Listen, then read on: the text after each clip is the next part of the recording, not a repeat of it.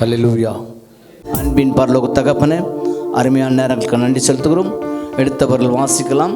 சங்கீதம் 1வது அதிகாரம் 1 வசனங்கள் வாசிக்கலாம். துன்மார்க்கருடைய ஆலோசனையின்படி நடவாமலும் பாவிகளுடைய வழியில் நில்லாமலும் பரியாசக்காரர்கள் உட்காரும் இடத்தில் உட்காராமலும் கர்த்தருடைய வேதத்தில் பிரியமாயிருந்து இரவும் பகலும் அவருடைய வேதத்தில் தியானமாய் இருக்கிற மனுஷன் பாக்கியவான்.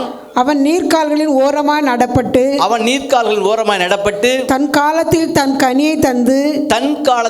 கனியை தந்து இலையுதிராதிருக்கிற மரத்தை போல் இருப்பான். அவன் செய்வதெல்லாம் வாய்க்கும். நீ சொல்லாமா, யார் செய்வதெல்லாம் வாய்க்கும்? தியானிக்கிற மனுஷன் செய்வதெல்லாம் வாய்க்கும். அங்கே சில கண்டிஷன் கொடுத்துருக்காரு. யார் கூட இருக்கக்கூடாது, யார் கூட. இதெல்லாம் நாம் நிறைய விஷயங்களை நம்ம கேட்டிருப்போம், நிறைய விஷயங்களை தியானித்திருப்போம். வேகமாய் நம்ம திருப்பிக் கொள்ளும். சங்கீதம் 77க்கு திருப்பிக் கொள்ளலாம். வாசிங்க கொஞ்சம் வேகமாய். 77 1 அப்படியே. நான் தேவனை நோக்கி சத்தத்தை உயர்த்தி கெஞ்சினேன், என் சத்தத்தை தேவனிடத்தில் உயர்த்தினேன். அவர் எனக்கு செவி கொடுத்தார். என் ஆபத்து நாளில் அவரை தேடினேன். நான் இரவிலும் என் கை. அருமையான தேவனுடைய பிள்ளைகளே, இன்னைக்கு ஒரு எதிர்பார்ப்போடு கூட இந்த தேவனுடைய கிருபையினாலே இந்த கிரேஸ் டிவி முன்னாடி நீங்கள் அமர்ந்து கொண்டிருக்கிறீர்கள். ஏதோ ஒரு வார்த்தை வரப்போகிறது, யாரோ ஒரு பேசுவார்கள், அது தேவனுடைய வார்த்தையாக இருக்கும். என் வாழ்க்கை கட்டப்படும், நான் எழுந்து நிற்கிறேன் என்ற ஒரு எதிர்பார்ப்போடு அமர்ந்திருக்கிற உங்களை பார்த்து ஆண்டவனுக்கு சொல்ல போகிறார், ஒரு மகத்துவமான காரியத்தை இந்த செய்தி மூலமாக பெற்றுக்கொள்வீர்கள். முடிவில் அது விளங்கப் போகிறது. கவனமாக இது தொடர்ந்து வாருங்கள்.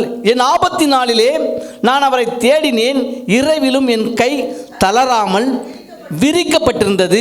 என் ஆத்துமா ஆதல் அடையாமலோ ரீக்கா சந்த ரீக்கபா தூரலபா சந்த ரீக்கபா தூரலபா திக்கா ரியலா சந்த ரீக்கபா தூரலா சந்த ரீக்கபா தூரணமக்கரபா தூரலபா ரிக்கரபா தூரணமா ரியலா சந்தரிகம். இன்னைக்கு அநேகர் இப்படிப்பட்ட ஒரு சூழ்நிலை இருக்கிறீர்கள்.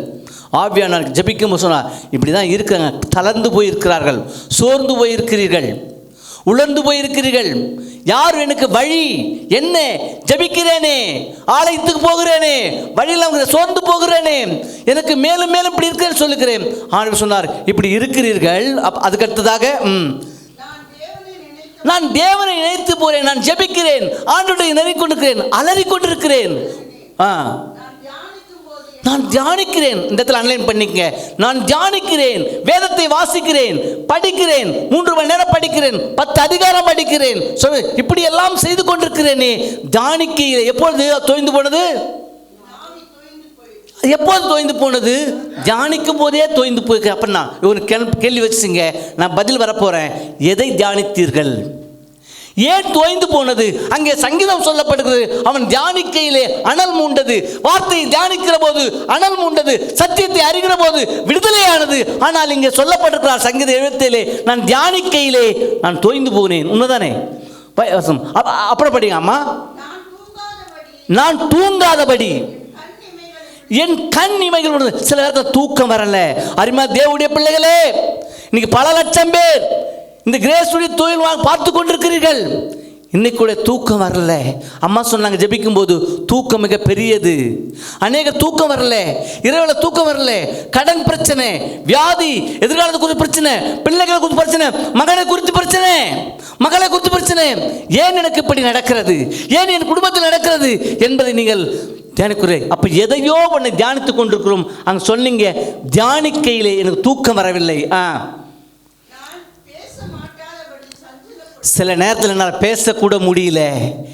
சொந்தக்கார் கேட்குறாங்க, மௌனமாக இருக்கேன், எதை சொல்றதுக்கு என்னால் புரியல.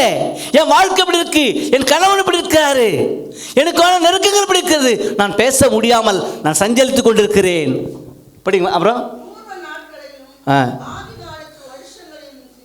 பழைய நாட்களை நினைக்கிறேன். முன்னாடியே சில என்ன வருகிறது, முன்னாடியே நான் நல்லா இருந்த முழுக்குதே. இந்த ஆண்டவர்கிட்ட வந்தேன், ஆண்டவர்கிட்ட நெருங்கிக்கிட்டு இருக்கேன், எதோ செய்கிறேன், ஆனால் என்னுடைய வாழ்க்கையிலே அதை எதிர்பார்த்த ஒரு முடிவில்லாமல் இருக்கிறேன்னு சொல்லி இருக்கிறோன். அப்புறம் ராக்காலத்தில் நான் எதையோ தியானித்து கொண்டிருக்கிறேன், நினைத்து கொண்டிருக்கிறேன். என் மனசுக்குள்ள பேசுறேன், யாருக்கிட்டையும் பேச முடியல, மனைவிட்ட பேச முடியல, சொந்த பந்தம் பேச முடியல, நண்பர்கிட்ட பேச முடியல, எனக்கு நானே புலம்பிக் கொண்டிருக்கிறேன், ஒரு பைத்தியத்தை போல இருக்கிறேன் சொல்லி தொலைக்காட்சி முன்பாக அமர்ந்து கொண்டிருக்கிற பிள்ளைகளை பார்த்து இன்னைக்கு சொல்லுகிறார்,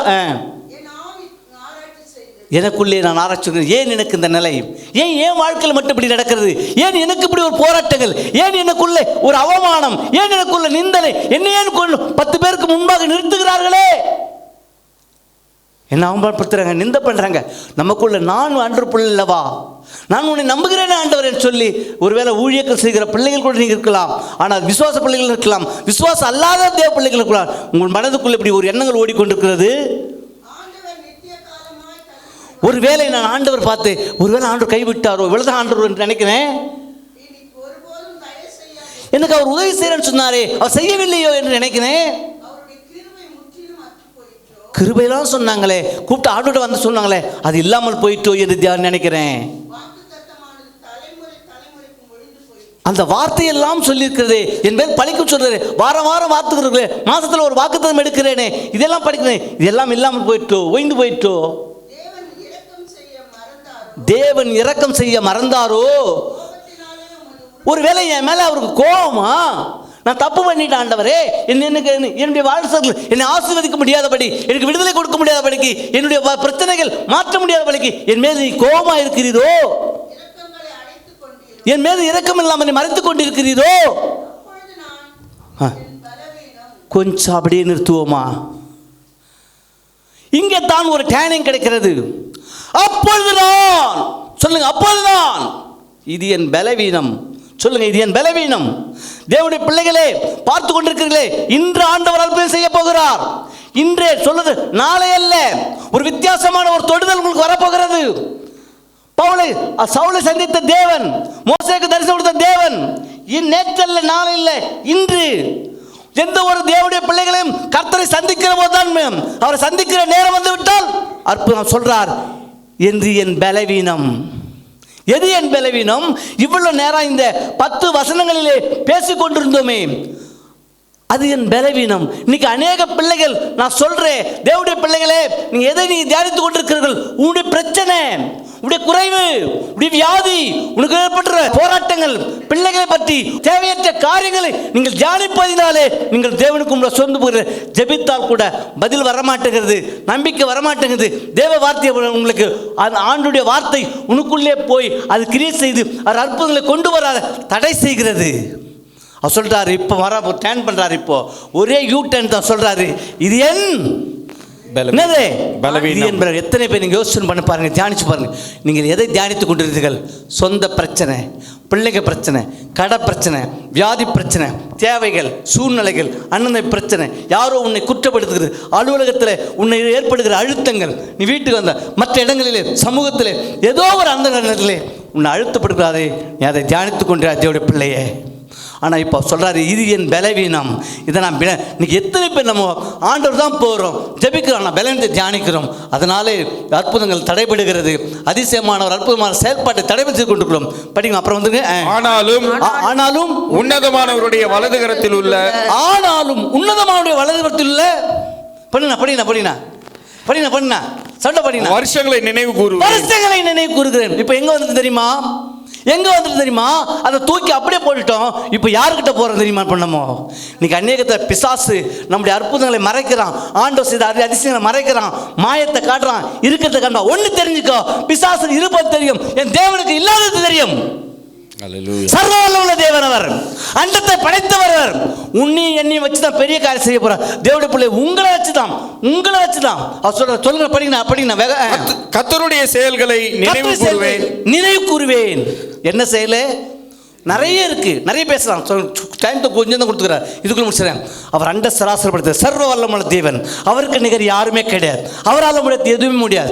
சொல்லிட்டார், தேவனால் கூட இருக்கிற. சொல்லுங்க, நினைவு கூறுவேன், உம்முடைய பூர்வ காலத்து அதிசயங்களையே நினைவு கூறுவேன். இப்போ எங்க வந்துட்டோம்?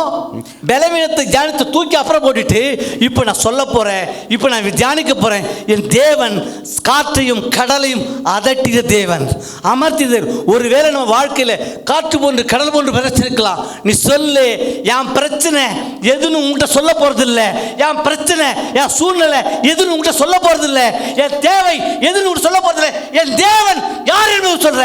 இப்ப பாரு, ஏசப்பா அதட்டுகிறவர், அமர்த்துகிறவர், நிலைநிறுத்துகிறவர். வெக்கப்பட்டியா? அவர் சொல்றாரு, தேவனை நான் தியானிக்க போறேன். செங்கடலை பிளந்தவர் அவரின் கூட தான் இருக்கிறார். எங்கேயும் போகல. எதிரி படையை அழித்தவர் என் கூட இருக்கிறார். வனாந்தரத்தில் வழிநடத்துவர். இப்போ இதை நான் தியானிக்க போறேன். பிசாசு ஒண்ணும் பண்ணாது, எந்த வியாதியும் நம்மளை ஒண்ணும் பண்ணாது. படிக்கணும், அப்புறம் படிக்கணும். உம்முடைய கிரியைகளை எல்லாம் தியானித்து உன் கிரியைகளை தியானிக்கிறேன், உம்முடைய செயல்களை யோசிப்பேன். ஒரு நிமிஷம் யோசிங்க, ஒரு நிமிஷம் யோசிங்க. முன்னாடி என்ன தியானிச்சோம்? முன்னாடி என்ன தியானிச்சோம்? வெரி குட், சொல்லுங்க. தேங்க்ஸ், நன்றி. முன்னாடி உன் பிரச்சனை, உன் சூழ்நிலை, உனக்குள்ள குறைவு, உனக்குள்ள வியாதி, என் பிரச்சனை, என் மனைவி இப்படி, என் பிள்ளை இப்படி, என் பொருளாதாரம் இப்படி, என் கடன் பண்ணு சொல்லாதே. அதை பார்த்து சொல்லு, அதை பார்த்து சொல்லு. என் தேவன் பெரியவர், என் ஆண்டவர் சர்வவல்லமை உள்ளவர், அவரால் கூடாது ஒண்ணுமில்லை. நான் ஜெயிக்க பிறந்திருக்கிறேன். ஏன் எனக்கு ஜெயித்தவர் என்பதை சொல்ல சொல்ல அவர் கிரியைகளை நான் தியானிக்கிறேன். மரித்தவர் உயிரோடு இருந்த தேவனை நான் தியானிக்கிறேன். வியாதியை சுகப்படுத்த தேவனை நான் தியானிக்கிறேன். உணவுகளை நடக்க செய்த தேவனை நான் தியானிக்கிறேன். எனக்கு ஒண்ணும் பண்ணாது சொல்லி அப்புறம் சொல்லுங்க. படுங்க. தேவனே, தேவனே, உமது வழி பரிசுத்த ஸ்தலத்தில் உள்ளது. உமது வழி பரிசுத்தலுக்கு நான் பாவி அல்ல, அவரால் சிலுவையிலே மீட்கப்பட்டிருக்க பரிசுத்த பிள்ளை நான், தேவனுடைய பிள்ளை. ராஜரிக கூட்டம், ஆசாரிய கூட்டம், என்ன தேவன் என்னை கொண்டு பெரிய திட்டம். அதே மாதிரி தொலைக்காட்சி கொண்டு இந்த தேசத்தில் ஒரு அசை வைத்திருக்க தேவனுடைய பிள்ளை. நீங்க கேட்கிற அத்தனைகள் 100% ஆண்டவரால் மட்டும்தான் 100% சுகம் கொடுக்க முடியும். ஆண்டவரால் மட்டும்தான் 100% விடுதலை கொடுக்க முடியும். ஆண்டவரால் மட்டும்தான் ஒரு மனிதனை 100% ஆசீர்வதிக்க முடியும். வேற யாராலையும் கிடையாது. படிங்க, அப்புறம் நம்முடைய தேவனை போல பெரிய தேவன் யார்? நம்முடைய தேவனை போல பெரிய தேவன் இல்லை. அதிசயங்களை செய்கிற தேவன் நீரே. நீ அதிசயங்களை செய்கிற தேவன் நீரே. ஜனங்களுக்குள்ளே உம்முடைய வல்லமையை விளங்க பண்ணினீர். ஜனங்களுக்குள்ளே உன் வல்லமை. அப்படிங்க நம்ம என்ன சொல்றோம்? அவர் வல்லமை சொல்லுவதில்லை, அவர் அற்புத அதிசயத்தை பேசுறதில்லை. வீட்டில் கூடனா பிரச்சனையை பேசுறோம், தேவைக்கெல்லாம் பிரச்சனை பேசுறோம், சூழ்நிலை பேசுறோம். சூழ்நிலை யார் சொல்றாரு? சூழ்நிலை தியானிச்சு இப்போ சொல்ல போய் தியானிக்க போறோம். இன்னிலிருந்து நம்ம லைஃப் மாறுது. இன்னைக்கே மாறுது. சீரியஸாக சொல்றேன். இந்த 24 hours இந்த டிவிக்கு முன்னாடி பார்க்குற ஜனங்கள், நீ ஒன்றும் இல்லை, ஒரு பேப்பரை எடு, ஆண்டு செய்த அதிசயத்தை அற்புதத்தை அப்படியே உட்காந்து எழுது. நான் சாட்சி, நான் உங்களுக்கு நான் ஆண்டவருக்கு கேரண்டர், நான் சாட்சி சொல்லுவேன். அவர் கேரக்டர் நீ எழுதிப்பார். என் தேவனை சும்மா அவர் செய்த ஒவ்வொரு பழைய ஏற்பாட்டிலும் புதிய ஏற்பாட்டிலும் உனக்கு செய்தாரே, உன்னை ரட்சித்தாரே, உன்னை விடுதலை பண்ணாரே, மொத்தத்தையும் எழுதுங்க. அவர் ஒண்டர்ஃபுல் காட், அவர் மிராக்கல் காட். நீ சொல்லுவீங்க, அடுத்த வாரம் சொல்லுவீங்க.